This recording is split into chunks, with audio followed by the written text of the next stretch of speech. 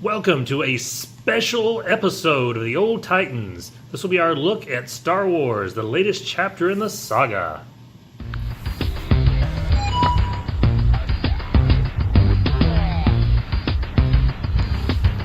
You are listening, as I just got through saying, to the Old Titans. This is John Paul, the co-creator, executive producer, writer, editor, and the real Last Jedi himself, the one and only me. Alrighty, so special episode. Yes. Star Wars. The Last Jedi. We're going to do a two-part episode here, yes. really, where give us an overall opinion, a couple minutes, spoiler-free. You can listen to our overall thoughts. We're going to take a little break for a couple seconds there. Just to, if you haven't seen the movie yet, shut the podcast off right there and go into spoilers. We'll tell you when ahead of time, so yeah. All good. All right, so do you want to kind of kick off our initial thoughts? Oh, I do want to say this. Let's save our letter grade or whatever we want to give it till, in fact, instead of letters, let's do lightsabers. How many lightsabers we give? Let's save that till after we talk about our initial thing. All right, that works. Okay, Lightsaber grade. We're doing lightsaber. We do grade. colors too of lightsabers, or just the grades? You could do colors if you wanted. Because I guess in red's bad, right? It seams like it. Okay. I don't know why red is bad. It's part of the Christmas color. We're at Christmas season. And yeah, so is green. Never thought about that. Return of the Jedi is a Christmas movie. You get a clash of red and green. You won't say Die Hard is, but you would say Return. I say Die Hard Oh, is. you agree with me there, okay. There's other people who don't. You're right. And they're fools. Yeah, Die Hard's a Christmas movie. Gremlins is a Christmas movie. Absolutely is. There's plenty of... But anyways, okay. Back to The Last Jedi here. Overall, your opinion. Just get off the overall. Okay, so overall, I went into the movie excited because it was a new Star Wars movie. Right, I did call you before you saw it and gave you my opinion. Yeah, but even before that, I went in excited because, hey, new Star Wars. And Force Awakens, I really enjoyed. Not as much as you did, but I really enjoyed it. If I gave it, and I don't remember letter grades or anything, so just hypothetically, if I gave it a B, you were a B+. If I gave it an A, you were an A+. Right. I mean, you were above me on that. We both loved Rogue One. So they had taken a step up from their first movie at Disney doing them to the second. Right. Massive step up. So I had great hopes. And then you had all the studio reaction that they loved this so much. Yeah, it's like a 93%. Well, that's the critics. But then the studio loving it so much, they were giving the director 3 more movies to do all on his own. Right. I mean, everything about it sounded like, wow, this could be great. I did have a tiny bit of worry in the back of my head of, but studio executives are also the kind of people who, I don't know, they choose Tim Burton, Nicolas Cage to do Superman, or they cast, the wrong person over here in this role or that role, or studio executives do some dumb things. So there was a tiny bit of worry, but almost none. So I went in excited, came out of it. As I walked out of the theater, I liked Rogue One and Force Awakens better, but I enjoyed it. I did not feel at all like I wasted my money. That was my initial feeling and even to this moment, I don't feel like I wasted my money. And I'm with you on that. There were parts, and this is probably the first Star Wars movie out of all of them, including the prequels. Mm-hmm. I was bored with that. Well, actually, no, a couple of the prequels I was bored with parts, not the movie, but parts. There's a few parts in this movie I was really bored. It did not, again, this is all just my opinion here, did not flow well at all. I agree. The flow was off. Just before this podcast even started, you and I were talking a little bit beforehand, where pre-show prep. Listen to that. We did pre-show prep. Which is probably the first time in over a year now we actually did that. The timeline just didn't seem to make sense to me of parts of the movie. Didn't make sense to me at all. A lot of this movie, and I'm honestly, because if you read the reviews of this movie, people either love it. I don't hear any people saying they hated it. Maybe a couple people here and there. I think I've heard one person who almost were hate. But yeah, you're right. It's either you love it or you're just like, meh. Yeah. I'm a little more than meh, but I'm not in love with it. And would you say the little bit more than meh was because of the movie, or a little bit more than meh because you love Star Wars so much? It's a combination of the fact that I love Star Wars as much as I do. I always give you grief because I think when a DC movie comes out, you're going to love it no matter what. I'm kind of that way with Star Wars myself. But the reason I say more than meh as well was that there were a lot of cool scenes in this movie. Yeah. A few parts where I literally wanted to stand up and cheer.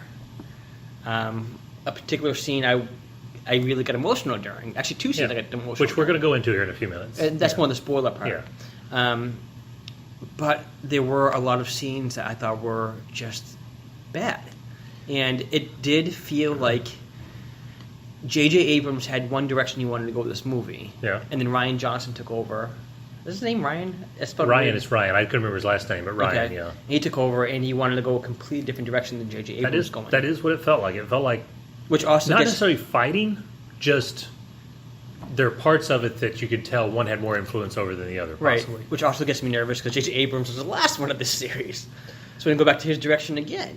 I mean, it does feel like, did you guys get together in a room and talk about this ahead of time where you were going to go the entire movie? Yeah. Or did he drop to pick up the script, watch Force Awakens? Okay, why don't we go this direction now?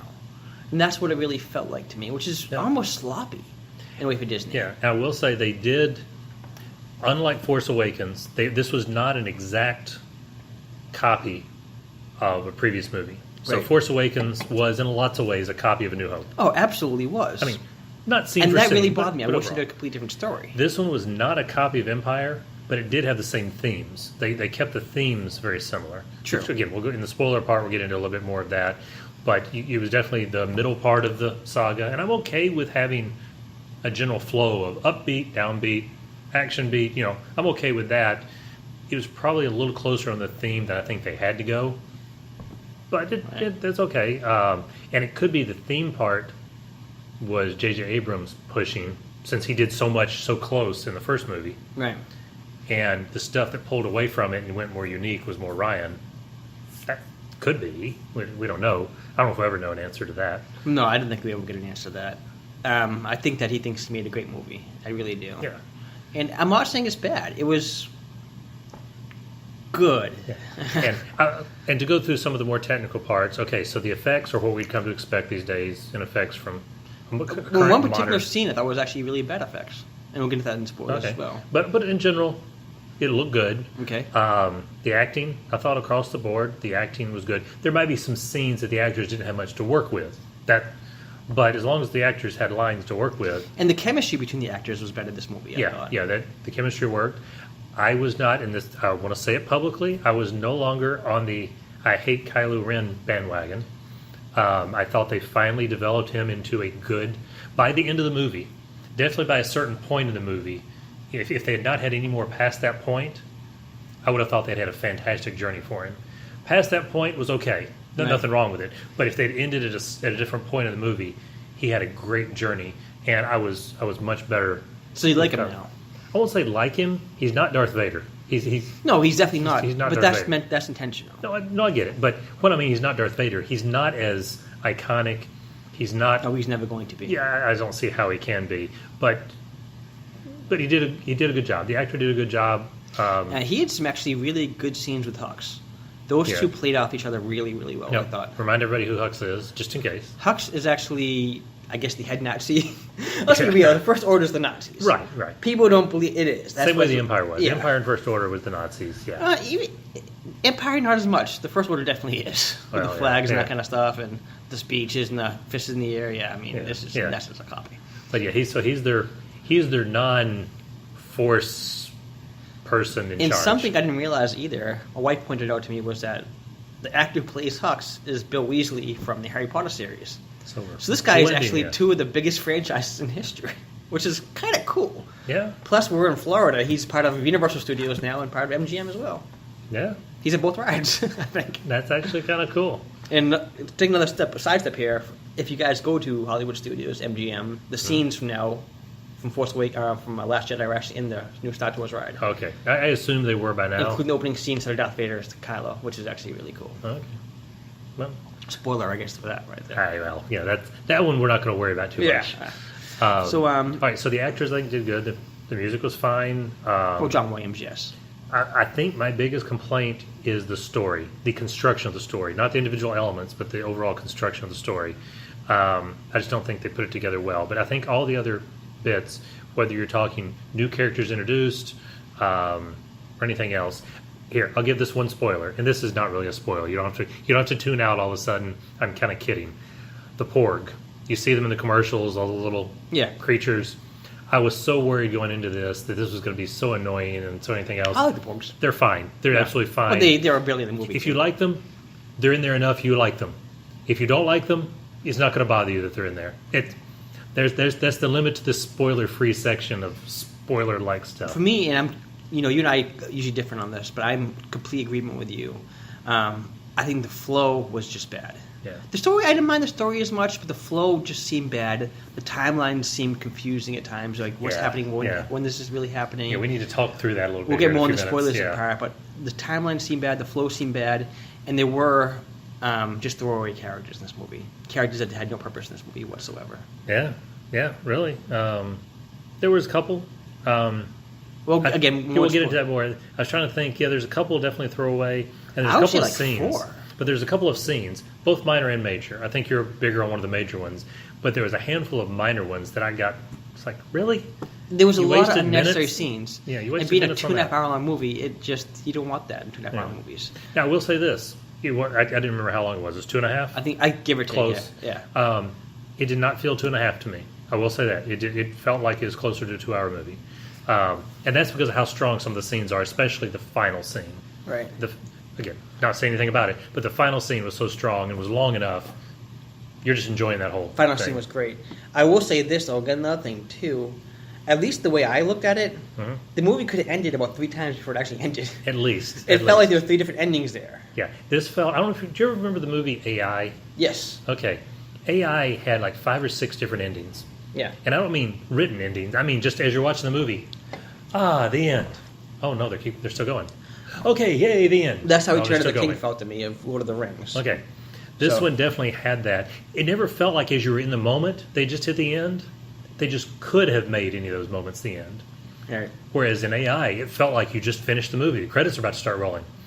This one didn't do that. You didn't expect the credits to start. It's just, they could have wrapped things up multiple times. All right. Well, so basically, we got into a decent part, I think, for the spoilers. So should we give them the lightsaber So out of rating? 10 lightsabers, John Paul. Out of 10 lightsabers, I'm going to give this one a dead center 5.5 lightsabers. How do you give a half? Actually, never mind. We can get to that in a second. I'll tell you what. I'm just going to go. I'll forget about half. I'm just going to say 5. And for everybody, 5 is the middle. You know, if you start with 0 to 10, 5 is the middle. So 5 I am lightsabers. going to go 6 lightsabers. Okay. So again, not bad. I thought you'd go 7. I will say I thought you'd go 7. No. This is a 6 lightsaber movie. Okay. And honestly, because I'm such a big Star Wars fan, you might think less. And most likely on this particular situation, I gave you the grief from the DC. You can give it right back to me in this. Yeah. That I'm a little biased. Keep in mind with Star Wars. Yeah. I'm so heavy into Star Wars. The book comes out, I'm probably gonna buy it. Right. The game comes out, I want to try to buy it. Right. The video game, wherever it is. I love Star Wars. I honestly wonder if you're not a Star Wars fan. I don't mean you're somebody who hates Star Wars. Let's just say you're somebody who could care less one way or the other. If a friend wants to go, I'll go with you. Fine. But if somebody doesn't invite you, you would never go. How would that person rate it? I'm just kind of curious. I honestly think if you weren't such a big Star Wars fan, if this is probably the first one you've ever seen, you'd like it more. I really believe that. It's possible, but I don't know because some of the best stuff, the really big moments, are such fan service that those wouldn't have the impact on you emotionally. But some of the parts too, as well, I don't think I would have not liked as much either. I need to try to find that person. I don't think that person exists, John Paul. I know they either love it or hate it. I don't think that person exists that hasn't the Star Wars trilogy. Yeah. I really don't. At least the original. So there's our ratings: 5 lightsabers versus 6 lightsabers. So technically, we are at 5.5 right now. Yeah, I guess we are. There we go. 5.5 lightsabers from Old Titans. All right, so this is that moment. Tell you what, as a palate cleanser for anybody who takes a moment to reach over to their player and turn it off because it's on the other side of the room, we won't start immediately. We'll say one thing.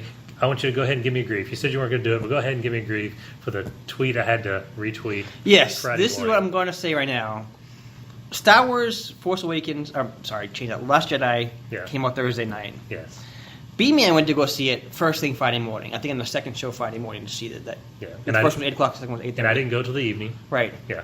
By the time I step out of the movie theater, pull up Facebook.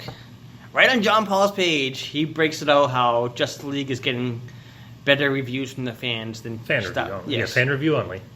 Than Star Wars is. Yeah, and it's to this point. And I even turned to my wife and said, how can Like, how could he? The movie just came, not even out full 12 hours yet, and he's already posting this. And I even said it right there too in the spot. I was like, I guarantee in a second, the only person just as biased as John Paul is his wife. She's gonna like that review. And I looked right down. And, well, look, blink. There we went. Wife of John Paul likes the review as well. Now we were sitting the really biggest right next to biased family in the world. Surprisingly, put that down. What a shock to everybody. Now that being said, it is very interesting to see just how polar opposite the reactions. Forget about the quality of the movies for a minute. Just the reactions. But I'm going to use this point as well, because whenever I break out the Rotten Tomatoes, how Marvel's destroying DC, and John Paul's like, well, you can't follow Rotten Tomatoes on that. Oh, I think it's horrible to follow. Yes. Even at this point, I think Rotten Tomatoes, and something I didn't realize until this moment, because I just typically ignore What's it. that? When you go to the main page and it shows you off the side a listing all the current movies with a Rotten Tomato score, the only score they show you is the critic score. Now, I don't know about you, but when I'm going to see more of a geek-friendly movie, oh yeah, I care more about the audience than I do the critics. Oh, absolutely. Or any movie, actually. Well, no, if I'm going to go see something like The Post, the current one with Glenn Close, Tom Hanks and all, I'm probably going to care more about the critics on that one. Well, that's just you me. watch the Twilight movies that we don't watch, John Paul, that's true. There we go. But, so anyways. But that's wrong. And I don't mean only show the fan score, but show both of them, or come up with some aggregate that makes sense. But they only show one, which, again, I think is kind of dumb. It disadvantages, in general, most sci-fi, fantasy, geek-friendly movies over other movies. In general. These days, maybe not as much as it did in the past when we were growing up. So I think we started long enough, John Paul. Yeah, we started long enough. People are gone now. Okay, if you're still listening, spoilers are coming right now. Spoiler. If you are still listening to this moment and you don't want to know that Luke Skywalker is dead, that's your fault. There you go, John Paul. Okay. See, I want to go. I just want to go out there with a big one. Throw that Band-Aid right off there, John Paul. Just rip that right off. Boom. Skin's right there, peeled off. There we go. Okay, we'll come back to that. All right. Start of the movie. We're going to go through bits and pieces, obviously not going to the entire movie, but let's tear it apart. Start of the movie. I was afraid, actually, at the beginning, when the crawl came out there, because the way the crawl is worded, the First Order's coming after them. Yeah. Like, this is going to be Empire Strikes Back all over again. That's what it seemed like. And the ships are over the planet. Start of the movie started off pretty fun. Yeah. You don't get the planet battle like Hoth. Right. So you don't get that. Although Planet Cash came later on. It's just in the wrong order. But I do wonder, something they don't ever tell us is how much time took place between the end of Force Awakens and the beginning of this. Again, I'm so confused because it starts off with Rey, like after the whole, the escape, with Rey handling Luke's lightsaber. Yeah. And now, to be fair, we don't know how much happened between A New Hope and Empire or Empire and Return, but you can kind of guess. Well, I'm guessing some time came between New Hope and Empire. This movie, I have generally no idea. I really, it could be a couple days. It could be immediately. We don't really know. There's no way of knowing. We don't know. I'm under the impression probably immediately is my guess because immediate being within a day or two. Well, no, because immediate. I mean immediate because it happens with Poe confronting the Empire. Yeah. And the escape happening. Then you go to Rey showing him Luke's lightsaber, which is the very end of Force Awakens. Yeah. So I'm under the impression that as Rey left to go see Luke, this just happened. That's true. And that goes to, we'll bring this back up several times. We seem to have two different timelines that are hard to merge together. Yeah, I'm confused. The Rey and Luke stuff and everybody else stuff. Right. They don't blend really well. But okay, to your point though, you're right. Because they cut from one to the other, you assume this stuff could have been happening at the end of Force Awakens and we just didn't see it. And that's, I'm assuming, what it was. Okay. But again, I don't know. Now, I will say, I was a little worried when the movie kicked off and Poe shows up and, radios them or whatever, and it's Hux, right? Yeah, Hux. Hux comes on and starts doing his villainy, monologue, spiel, we are the First Order, we have you surrounded, you must lay down your arms and surrender. Yeah. Is anybody there? Can you hear me? Oh. Okay. A little bit like in Thor, where I got tired of some of the dumb humor in Thor. It was a little modern humor, yeah. It was a little modern humor. Modern was okay, but for the first half hour of this movie, I was a little worried that they were going to push it too far, like they did in Thor, for me. Right. They didn't. They after about half an hour, it trailed off, and it was the right level of humor. Because Star Wars has always had humor in it. Right. You know, never tell me the odds, or any other phrases. Usually Han was a big part of the humor, but it worried me, and that was where it started worrying me, is in that first moment when he kept, can you hear me? Can you hear me? Is anybody there? Or the first scene with Luke throwing the lightsaber over his shoulder. Yes, exactly. Luke throwing it, just, whatever, and throws it over, instead of handing it back. Right. You know, that just, I got worried. Yeah, okay. But, aside from the worry, the scene was really cool. Mm-hmm. And I don't know what anybody else thinks. I heard somebody mention that they felt like Poe was kind of a different Poe than from the first movie. I felt like he's different Poe. Different Poe or not, Leia was exactly right to slap him on the face when he finally makes it back to the ship. Well, Leia's awesome. Leia's always my favorite. She's awesome. But he screwed up big time. It just felt like in the first movie he was the loyal soldier who listened to all the orders, that kind of stuff. Yeah. And this one he felt like he was Maverick from Top Gun.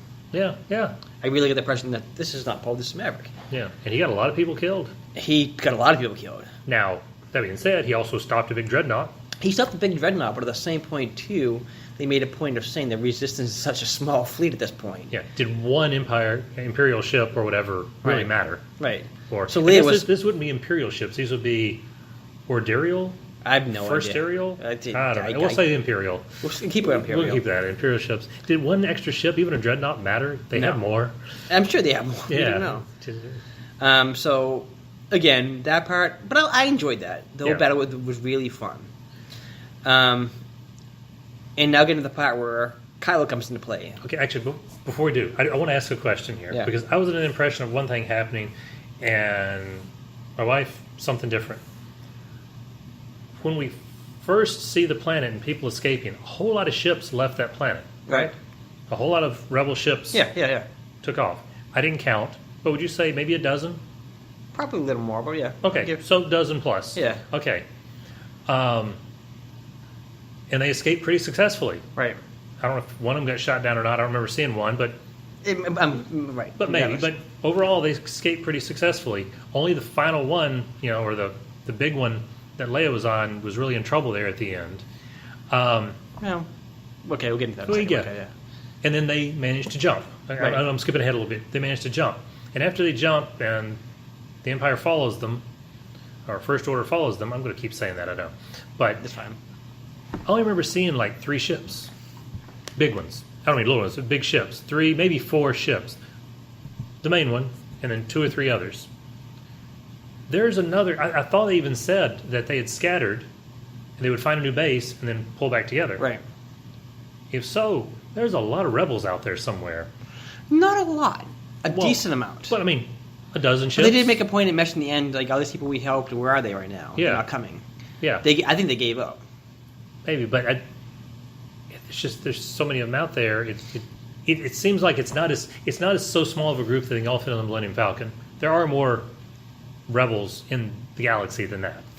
They all fit the Millennium Falcon at the very end of the movie. That's right. That the group that's left. Okay. So back to Kylo. They showed Kylo at the beginning with Snoke, who I was in the impression was going to be the big bad of this movie. And for half the movie, no, not even half the movie. Third. At least he's had like 10 minutes of screen time. Yeah. Let's be real. Yeah.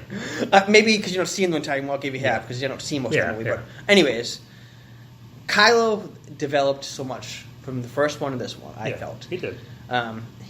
This one you can see is definitely torn apart. He was defeated especially at the beginning of the movie. Yep.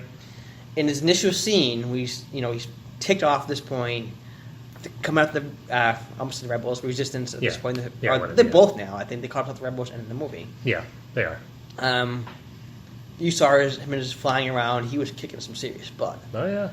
He hesitated, and that hesitation was one of the best parts of this movie. It was because his fingers in the buttons. He's still in there. Ben is still in there. He senses Leia. Leia senses him, and he puts his hand off the trigger. You had got to kill her. You couldn't do it. Yep. Immediately after, though, the TIE fighters came in there and did it. That's true. This leads to what I felt was the worst moment of this movie. Okay. They blow the ship up. Yep. And I thought, okay, they ripped the Band-Aid off. Yes. That's it for Princess That's Leia. what everybody felt, I think. Since Carrie Fisher's gone, for anybody who doesn't know it, Carrie Fisher died last year, almost a year ago. It was tragic, Yeah, I think everybody knows that. But just in case. And I was emotional when I first saw her because, Carrie Fisher was just the right age when Star Wars came out, just the right age where, as a little boy, I was in love with her. She's my first real love, Princess Leia. I think a lot of you probably the same way as well. She was the movie heroine who was not old. Right. She wasn't old. Was she 16 or 17 years old when she filmed A New Hope? I think she was 18 actually. Okay. But whatever it was, she was young, she was beautiful, and she was tough. Yeah. She was. She was a tough lady, tough. And she was tough all the way through, which I love. Padme in the prequels, she got weak near the end. Princess Leia never got weak. Princess Leia stayed strong the entire run, and I love Princess Leia. And it was tough watching that happen. But at the same point, too, it's like, okay, now we can move on. Right. The rest of the movie, we're not waiting to see what do they do. Yeah. And it's not going to be an emotional train wreck going through that. And you see her floating in space. Yep. I'm like, why would they go back and zoom in? My little daughter right there is watching this movie like, why would they keep focusing on, okay, it's done. And I thought for a moment what they might do is do that and then show her fade. Which would have also been a that cool would have been cool. That would have been a cool I thought what they do is have Kylo fly by her and see what just happened, and that would trigger something in him. Instead, she comes back to life. And then Superman flies over to the ship where they're watching her do it. Somehow they managed to, like, she was sucked in the vacuum. Yeah. Just science alone, sucked away. But they're watching the entire time, like, oh, here she comes. Like, so they're waiting for her to come back to life. And gets all the way to the door. Right. And then blasts the door in, right? No, they open the door for her. Oh, they open the door? Okay. But they open the door for her. Shouldn't that have just immediately sucked all them out? Again, science was thrown out the window for this one, I think. Completely. Well, thrown out the bat. I don't because know. if they had some, like in Star Trek, when you have a hull breach, a force field forms over it. Right. You have a momentary, evacuation of whatever, but then force field comes over it. Boom. There wasn't a force field because she's able to come in. Right. It was so just, science. It was really a mess right there. That scene, I thought that even the effects were terrible in that scene. Just the fact that I mean, okay, does the force protect her from getting frozen to death? She's in outer space. She can't breathe. She can't do anything. She should have been, even if she didn't die, vacuum and all the rest. Yeah, she'd dead within seconds. Yeah. But again, she came back. I thought the scene took me out of the movie for a second, right away. Yeah, it surprised me. And Akbar, I thought, deserved a better death. Yeah, it would have been better. Because he was a very minor character in Return of the Jedi, but he's the most famous quote in the movies. Yeah. It's a trap. And as much fan service as they did throughout this entire movie, so many spots where they gave fans things they wanted to see. Yeah. If they're going to kill him, have him die in a trap. That'd be great. Yeah, or even say, it's a trap, and then right there he says it again. I don't know. It just... But anyways, that scene took me out for a second. Now, you skipped over a couple things that I really liked. That I liked one a lot, and the other was one of the problems I have with the consistency thing. Okay. The like part is Snoke makes fun of him wearing the helmet, or Kylo Ren wearing the helmet, and makes him take it off, which he then has a scene followed up where he destroys the helmet himself. Yeah. Kylo does. Great, because while I made fun of the fact that every time he took the helmet off, he had perfect hair every time. I don't think one of the Force powers is perfect hair. Wow. Yeah, I just don't think it is. Nitpicking now. But I never liked the voice inside the helmet. It was a lot like Bane. Oh, I did. Bane in Dark Knight Rises. I never liked that voice. I couldn't understand him really well. The fact that Snoke made fun of him and had him take it off, I'm glad the helmet's gone. So I like that part. The other is, okay. There's more helmets. Because more knights. But he didn't wear it again. He didn't wear it again in the rest. All right, so when the rebels escape from the planet in that initial scene, and Snoke kind of hologram appears the way the Emperor did to Darth Vader in Empire Strikes Back. Again, one of those callbacks. Right. You figure Hux is dead. He's about to be apology accepted, Captain Nida, or whatever. Yeah. You're expecting that. Stephen Hux was great. Oh, great! I'll talk to him in my office, and then no, talk to him right here. Yeah. When he says they didn't really escape, I have them on the end of a string.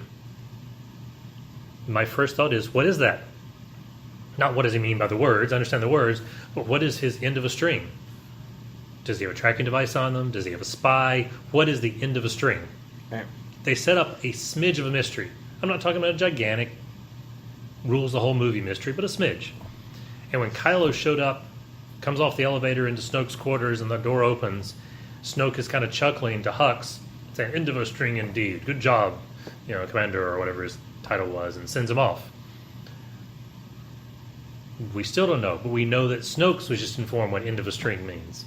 That didn't bother me, because you see what it is like immediately after. Well, but both those scenes lead it to be some kind of a mystery, which to me was either a hidden tracker and how do they get it there, or a spy. And a spy would be a better one, because a tracker, that's nothing really big to say. So a spy, somebody who's a turncoat, which happens later in the movie, with a character that they hardly name, so it's not that big of an impact. But either way, it would have been cool to have had that, or to discover maybe, all stormtroopers are implanted with a tracker, and so Finn has been leading us around the whole time and not knowing it. So he's not really a traitor, but just his existence causes a problem. Kind of like Luke being on the mission to Endor Planet. Right. I shouldn't have come along. That type of thing. That would have been great. Instead, a little bit later, not an hour later, you're right, it's probably, 15, 20 minutes, half an hour tops? Maybe. Rose, the engineer, says, oh, they've developed tracking through hyperspace.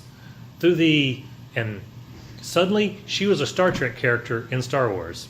She gave the typical Scotty or Geordi technobabble answer to what was going on. Well, it makes sense those characters would be in the ships. It does, but Star Wars has never been Star Trek. They've never been technobabble. This was a technobabble answer. And I just thought that was weak. Okay. I just thought that was weak. So, okay. Next scene. Nitpicking right there. But if you have 10 of those little nitpicks, they add up. Okay. So, okay, keep going. So where are we at right now? We're at Leia's back. They're being chased by the Dreadnought. They're being chased. Now let's focus over to Rey and Leia, because again, this bounces back and forth a lot. The story never flows. Rey and Luke. Okay. Right. I'm sorry. Yes, Rey and Luke. The story never really. That's again. When does this movie take place exactly? Because you see Rey trying to talk to Luke a few times. Following him on a night, and it goes night day a few times. Those scenes. We know there's at least 3 days there, minimum, just from memory. At least 3. I bet there was 4 or 5 days. But let's put it in the middle and say 4. So again, it's like, how long was the Star Destroyer chasing you after this ship? Exactly. Because they made a point, if you're going to jump again, we're run out of fuel. Did some of that happen before the escape ever started? But then it should be edited better. Should be edited better. And Rey and Kylo force talk. Snoke, creating it, but they force talk. We know about Snoke creating it first, But they talk multiple times across multiple days. Right. And we know where Kylo was the entire time. Right. So the timelines just don't mesh. They don't mesh at all. Not at all. And I didn't think of it after. We actually talked about it today. When you brought it up, that was the first time I realized that part. I didn't think of it until we were sitting here literally doing prep for the old Titans prep. Hey, prep. We should do that more often, actually. we get intelligent when we do that. So the timeline was so weird, but I actually enjoyed the scenes between Rey and Luke. Because Mark Hamill is so entertaining. Oh, yeah. He was definitely more entertaining in this movie than he's ever been in any of the Star Wars movies. Oh, absolutely. Because the first 3 Star Wars movies, he was very whiny. This movie, he was very entertaining. Yes. All the way through. All the way through. Best scene in the movie involved him. We'll get to it, but best scene in the movie, I think, involved him. You take over, because I'm trying to think what to go to next. All right, well, so I'm going to stick with Rey and Luke on the planet, or on their planet. I'm just going to cover that for a little bit. Okay, so she shows up on this deserted planet with Luke and a whole bunch of these little bird creatures, the Porg. Mm-hmm. They end up just being kind of comic relief. Not a big deal. No problem at all. I was worried about them, but I was fine with them. Multiple days pass. Oh, let me get to one thing here. Cut you off. Okay, yeah. Trying to reach out to Luke. Okay, Rey tried, failed. All right. You have R2 and Chewbacca on the same planet, chilling in the Millennium Falcon while she's doing this stuff. Right. Luke's closest friends was probably Chewbacca and R2. Yeah. None of these two tried to talk to him the entire time. I know. Stupid. Very stupid. Stupid. Very stupid. Another thing, too, is Chewbacca, not thinking about it, was the way character. He played no part in this movie whatsoever. He piloted the Millennium Falcon when Rey wasn't around. That was it. That's literally it. And he ate a porg. And he felt bad about it. Yeah. Which was another one of those scenes it was probably the last of the stupid humor scene. Right. One time you see a sad face on a porg. Okay. 2, 3, 4, 5 times in a row. That he goes to try to take a bite, and they drug the joke out too far. Yeah. But okay. So they're there. They're definitely alone. All this kind of stuff. And after the scene where suddenly Kylo shows up in front of Rey, she didn't realize he's not really there, and she grabs her blaster and blasts a hole in the room, goes outside, looks around, and so on. And then all of a sudden, there's other creatures there. Your little fish creatures. Yeah, little fish, whatever they are, creatures. Where do these things come from? I mean, yes, I know she asks, and he mentions that they are indigenous. The caretakers, whatever it is, yeah. She hadn't seen them, though, the entire time. They're the caretakers. They seem to be all over the place all of a sudden. And she hadn't seen them the entire time. Again, That was weird. Okay. Throwaway scenes. Why did they waste their time and money on it? Going to milk a weird alien cow thing for blue milk. They wanted to show where the blue milk came from. They wanted to show the blue milk. Who cares? I mean, even if there's somebody out there who does care, even they would probably say, let's spend more time on something else over that. 2 or 3 of the little scenes, it's just like, why are they wasting their time doing this? Get into the story, not milking weird alien cow things. It was bizarre. I mean, very, very bizarre. Right. I don't know. No, I'm with you. Yeah. And then the entire time, okay, so she finally convinces him to train her. Kind of, yes. Yeah. So he gives her 3 lessons, and they start their 3 lessons. And in the first lesson, she discovers the pit of despair. Yeah, and like you went right to it. That was kind of a cool scene, actually. You discover it and rock right to that print, and he's ticked off at this point. Yeah, and that's all cool. Later, she actually goes to that spot to where that pit is. Oh, the Empire Strikes Back, yes. And falls down in it. Right. Yes. Even though she literally went into the tree, like Luke went into a tree, the pit is her Luke moment. Now, when Luke went in, it became all kind of surreal, and he fought Darth Vader and won, and then the helmet splits open, and it's his face, and he gets a good lesson. She falls in the water, climbs out, she's like effectively sees a mirror, touches it. You get a really weird, freaky scene like from the 60s or 70s, and I it's believe over. it was supposed to be a grand reveal of who her parents were. Because they kind of messed that part, and you see 2 people walking towards you, like, oh, some of your parents, And then just one person turns out to be her. But, I mean, it seemed, again, like a waste of time. Like, they could have trimmed out the milking, they could have trimmed out that scene. It just didn't work. It didn't flow well. No, the movie didn't flow well in general. No, so, okay, so... in the meantime, go back to the ship. Yeah. I guess Finn meets Rose. Yep. As he's trying to escape. He talks to Poe that, if I get a plan here where this guy can, I guess, hack into the thing and break... Yes, Rose told him, hack into the thing and break it. Yeah. And they escape. Which, again, how much time has really gone by? I want to ask a question, though. All right. Here's a technology one. Since they talked about... You mentioned it's okay for her to be tech-based or whatever. Right.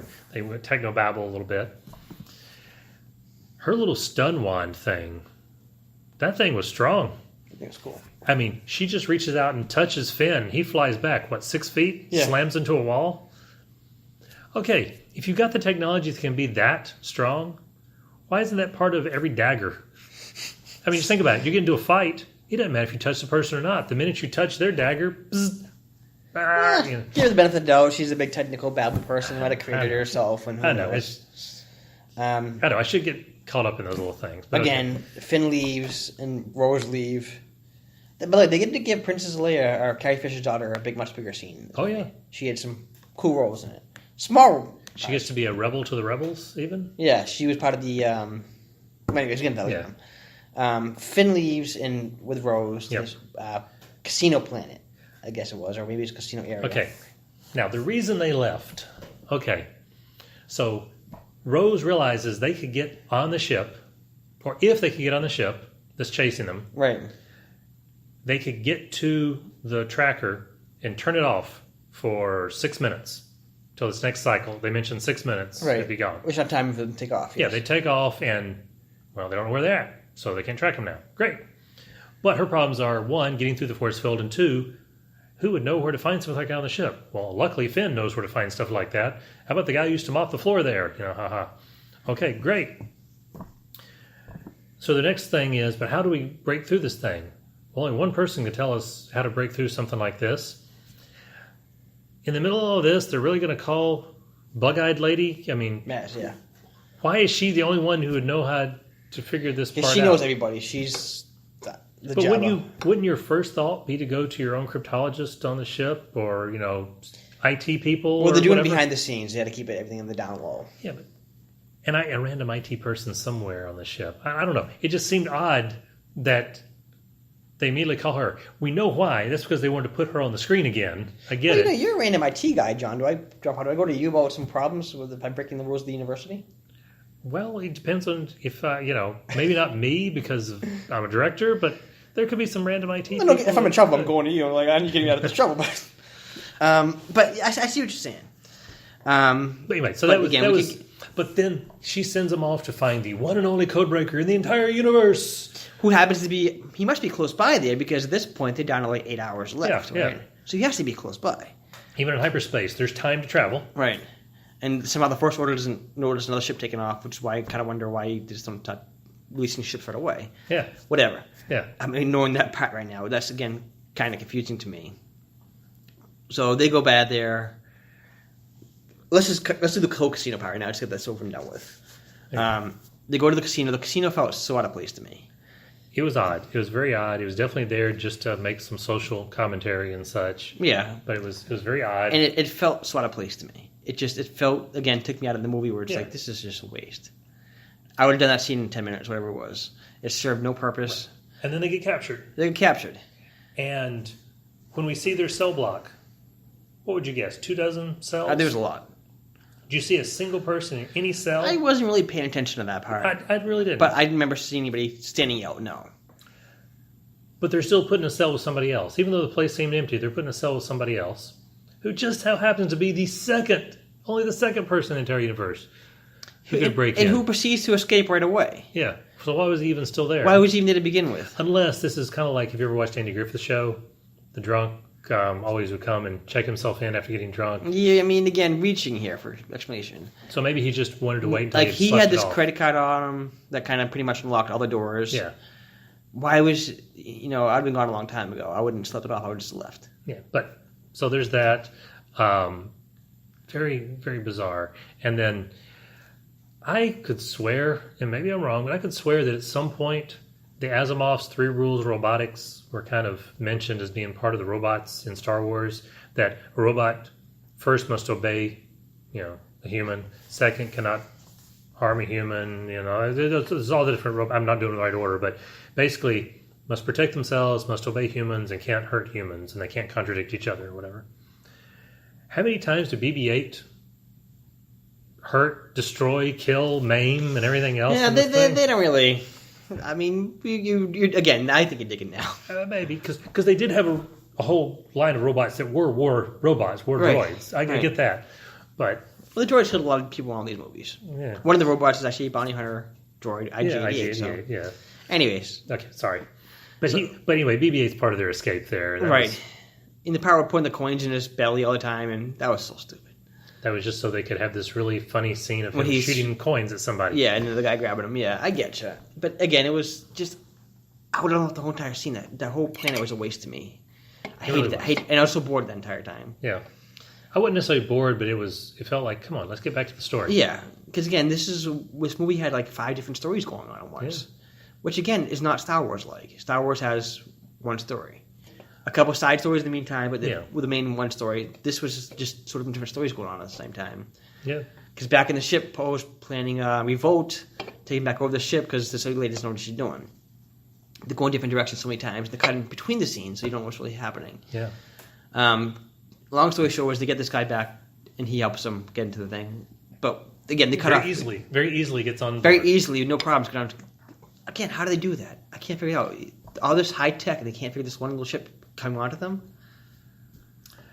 If that was the case, just have like Ray go on there and just mess everybody. If she was there, just mess everybody up. Yeah, but she wasn't there at the time. Yeah, so let's so they get on there, and they're almost ready to defeat the thing, and then In all the commercials and all the toys, they built up this anti-BB-8. The little black BB-8, yeah. He didn't do a thing the entire movie. He sniffed like 2 minutes. Yeah, maybe not even that. Maybe 30 seconds. He senses that there's a BB-8 unit there, and that's pretty much the only thing he does. Yeah. Again, throwaway character number 1 at this point. It's called number 1. And there was plenty of those in A New Hope and Empire and all that. We got lots of toys that... Was this character they didn't really focus. Like, The New Hope, for example, Snaggletooth had his own toy. Hammer had his own toy. Everybody that's in the Creature Canton had their own toy, but they didn't really focus them at all. Right. This BB-8 unit was actually... Or BB whatever. Whatever it was. I remember walking to Target when the Force Friday happened, when I was listening to toys. There's a BB-8 right there, one of the balls, and this guy on one of the balls. He was heavily focused, and there's a lot of toys this guy right now. Yeah, I was expecting him to be Car to Kit. You know, right. It's that type of thing. He had no purpose. He was throwaway character number 1. So they stopped them. They had this big mission, and they get stopped. Right. You kept expecting them to get back to it, but nope. Instead, something else happens that makes that mission completely irrelevant in the end. It's completely irrelevant. Completely irrelevant. Well, I guess one point was that the fact that Finn kind of screwed him because now the DJ guy, the guy's name was DJ, the other hacker, betrayed him and told the Empire the attack secrets. So they knew that the other ships were going to take off, which how Finn knew that, I had no idea.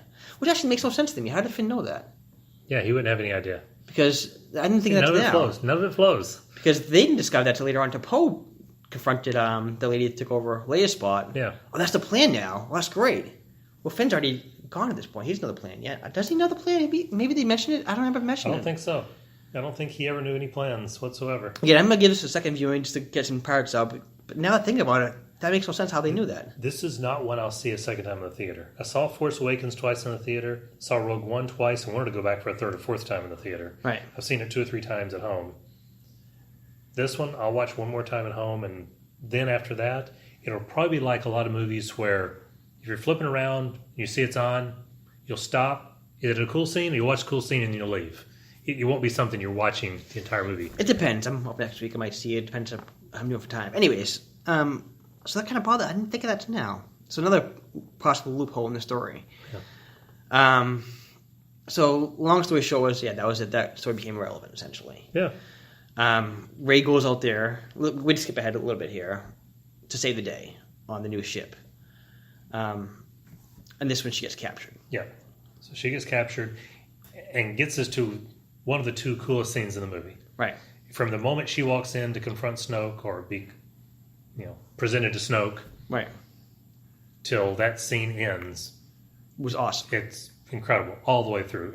Every second, every moment of it. Andy Serkis as Snoke, her Daisy Ridley, yes. Ridley is Rey, whatever his name is. Adam Driver as Kylo. And the guards. And even the guards. Everything in that scene was great. It also was very Return of the Jedi-like for a moment. This is the one point where they mimicked Return of the Jedi instead of... No, yeah, okay. I mean, he presented her lightsaber to Snoke and all that kind of stuff, Which, by the way, perfect way to waste these guys is... The bad guy always takes the lightsaber. Just make the lightsaber blow up. Yeah. Bad guy dies. You know he's going to do it. Yeah. Just boom. But... Of course. That's a side joke. I mean... Yeah, and Snoke probably would be able to contain the explosion. Right. But the moment where the general audience, in fact, even... I was fooled but disappointed when you think Kylo has turned back. I guess you say turned back. It's a great moment. I'm not even getting the physics behind the lightsaber slicing Snoke in half, which doesn't really work the way they showed it. If you understand what I mean and you're listening, good for you. If you don't understand it, it was another fan service thing that, okay, I'm going to overlook it. And Snoke was deteriorating. Maybe the back half of him ripped in half instead of being cut in half. Whatever. Yeah. He died. And then they get into their big fight. And at the end of the fight, you finally realize that no, Kylo hasn't turned. He's still Kylo. He's not Ben. He took it as advantage to take the power. This was the moment where the student became the master. Yeah. And he realized he was strong enough, he can now run everything. And that's just the cycle of things with the dark side. Right. That actually made sense. It made sense. It was great. And he wanted Rey to stay with him. And at that point, Kylo finished what I thought was a great journey for him. In the movie, I said there was a moment where if they ended the movie around that point, if you did nothing else with Kylo, I mean, you could have him walk up to a bridge and give a command or two, but general, if you end Kylo's story for this movie right there, he had an incredible journey. I'm still happy with what happened to him later on. Oh, yeah, but I think he had a stronger, like, Kylo had a stronger ending moment there than he did later with Luke. Yeah. I think that was his strongest moment was, join me. Yeah. Together we can rule. Forget the First Order, forget the Resistance, let's start over ourselves. Yeah. So that was a great moment. But the fight, not to overlook it, the fight was great. I still don't believe Rey should have the ability to be as good as she is just yet. No, I agree with you there. But aside from that, she had it was still at least fun. some training now at this point, but very little training. It was still fun to watch. Right. Even the last moment of, throw the lightsaber over, grab it, zzz, yeah, and through the guy's head. It was a beautiful fight. And you felt it too, because she felt like, Kylo was changing. Yeah. And it turns out he was never changing. But if you listen to the words that Snoke was saying, I'm in your mind, I can see your resolve, I can see you preparing to turn on the lights. Everything he was saying was exactly true. Kylo played him perfectly. Because everything he was sensing in Kylo and reading from Kylo was accurate. Except the target. Yeah. The target was a different target. So Kylo did that perfect. Yeah. That, again, I applaud them for that. As much as I could not stand Kylo Ren in the first movie, he did a good job with him in this one. Yeah. I will say their giant magnifying glass to watch what's going on is kind of weird. I kind of just know that part. But that scene was, in general, really good. Just fast forward a little more. Finn, this is the part really bothered me. Finn and Rose trying to get out of the capture now. Phasma comes back. Okay, she didn't die in the first one. Well, I read the comic, we know she survived, but if you're not a comic fan, you watch the movies only. Yeah. Okay, she's alive. Authority character, we'll call her number 3 now at this point, because the first one was, I think, the droid, second one was the DJ guy. Yeah. Let's go to Phasma a little bit. So she's back. And they made a point of saying, oh yeah, she need a much bigger role this time.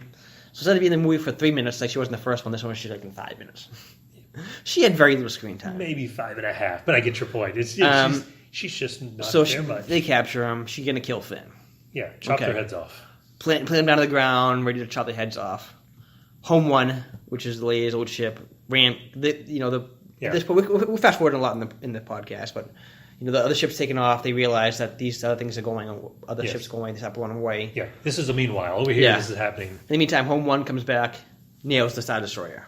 Yeah. That was a really cool scene, by the way. Another really cool scene. While transitioning to light speed. Yeah, cuts right through them.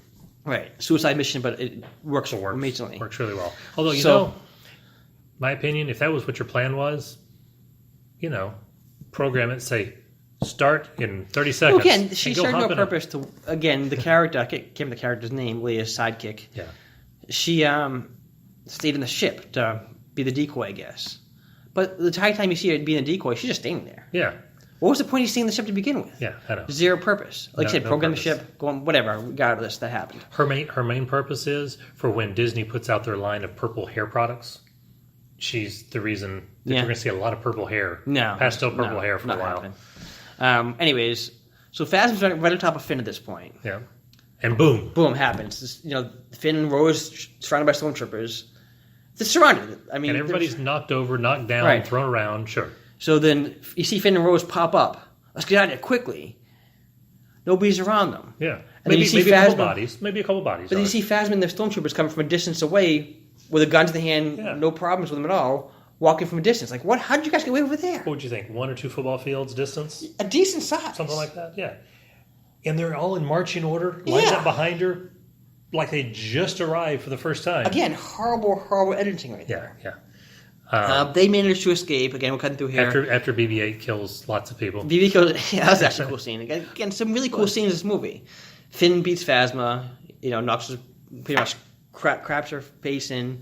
Cracks her face in. Sorry. Yeah.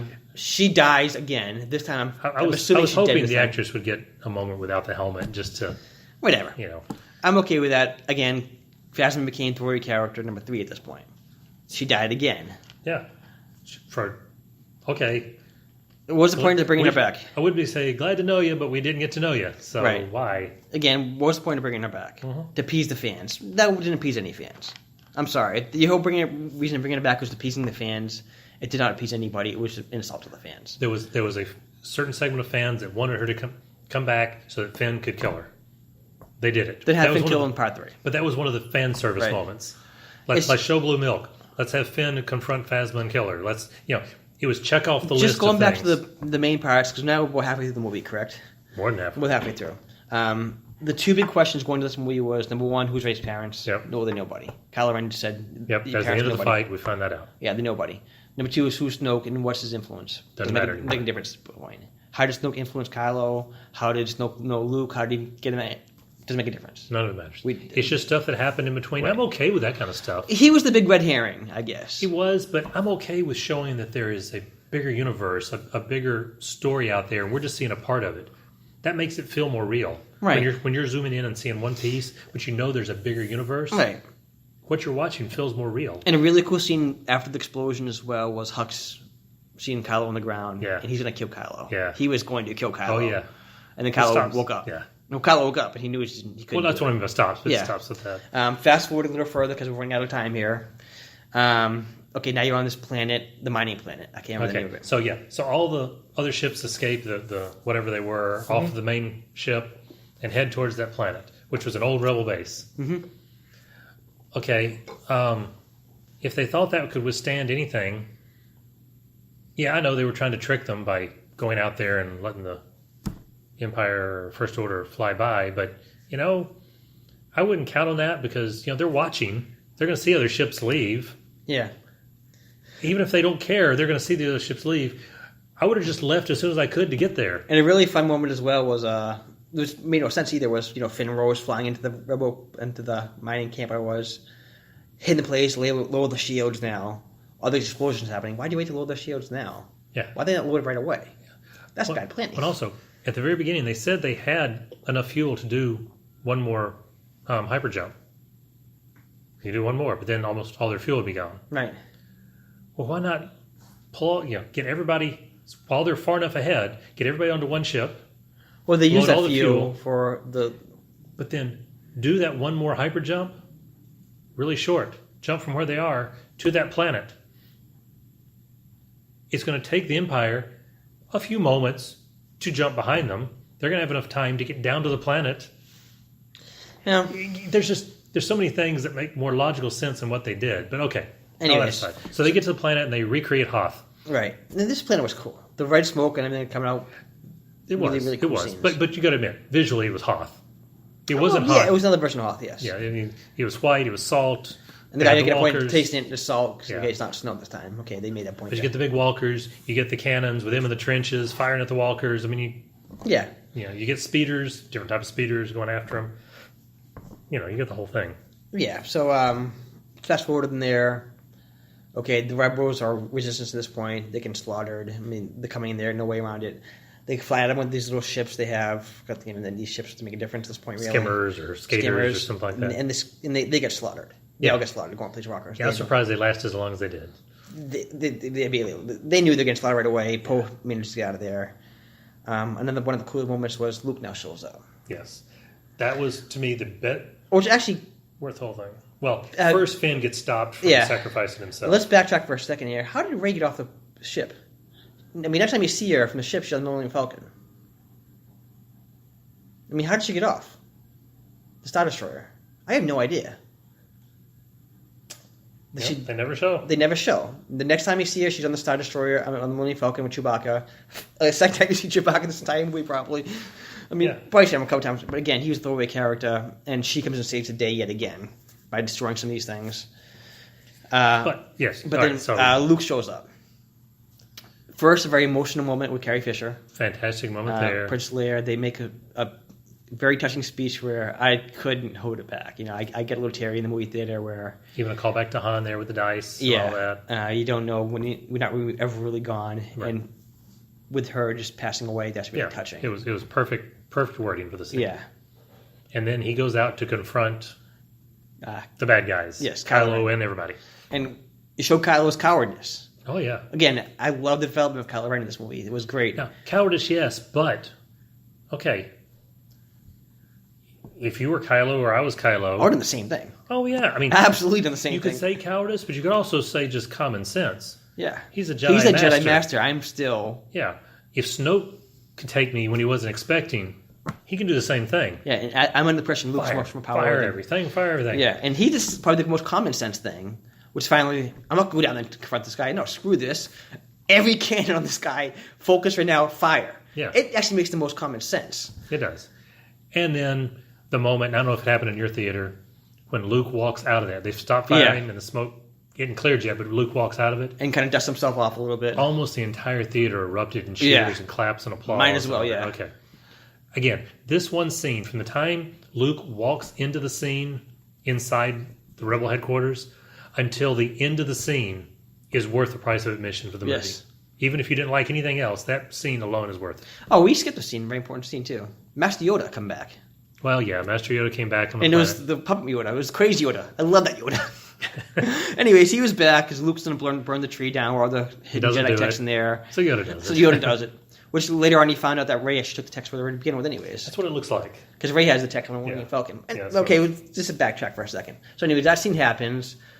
Hux was like, did we get him? Kind of sarcastically. No, he didn't actually. No. So Kylo Ren has to go down there. Yeah, so now Kylo has to confront him. They have a really cool confrontation battle where I don't believe they've actually touched swords. Yeah, and I don't remember. Kylo wanted to. But Luke gets dodged him, no problem. Yeah. And then you discover why. And I thought he was going to be Obi-Wan Kenobi right there, where he's just going to sacrifice himself. I did too. He didn't. Yet, kind of. Turns out he wasn't there. Force projection. Force projecting there. It gave enough time for Rey to save the day. Even the dice were a force projection. Yes. Which seemed kind of odd. Because they touched him, and they were real. Whatever, anyways. Maybe that's why they're on the ground. Maybe he laid him in Leia's hands and they fell right through. No, maybe. No, she held him at him. But even Kylo picked him up for a second. That's true, and then they faded. So, we're reaching there. But he made a cool spiel, too. It was, Kylo told him three things. The resistance is going to fall. You're the last Jedi, this and this. I can't remember what three things he said to him. He goes, the resistance will fall, and I'm not the last Jedi. Yeah. And that's when you see focus to Rey, lifting the boulders, saving the day, and everybody getting off. It's moving rocks, whatever. Yeah. To me, though, I will say this, that moving rocks, the line, the way she delivered it, nothing against the actress. This is about the line itself.